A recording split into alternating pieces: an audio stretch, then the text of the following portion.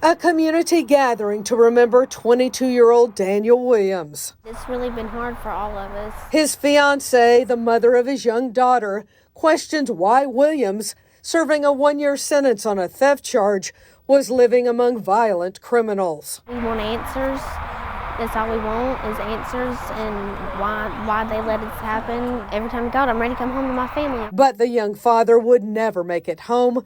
The victim of a horrific murder, reportedly drugged, hog-tied, and raped at Staten Prison in what the Department of Corrections called a possible inmate-on-inmate assault. This was a preventable death. The 38-year-old suspect in this kidnapping, rape, and torture was involved in 9 instances of sex assault, rape, and stabbing since 2017. Alabama Appleseed's Carla Crowder calling on a state committee to make unannounced visits to the prisons to have more oversight over a prison system plagued by violence. The inmate suspected of killing Williams was serving a 20-year sentence for sodomy, assault, and escape.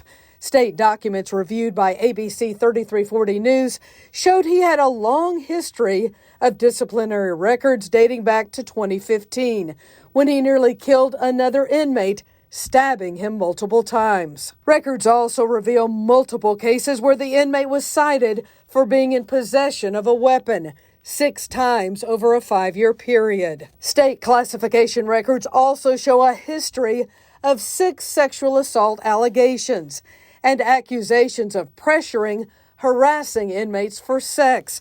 Despite all those reports in multiple prisons, the inmate's classification showed a 5-year clear record of institutional violence, which gave him a score of 0 on his risk assessment in October of this year.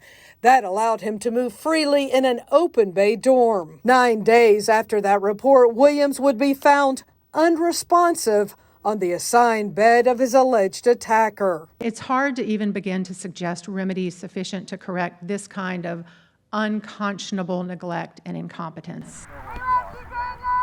Daniel Williams' father touched by the public interest and outrage over the death of his son, hoping it will lead to change. Change ain't gonna happen unless we all stick together. Cynthia Gould, ABC 3340 News.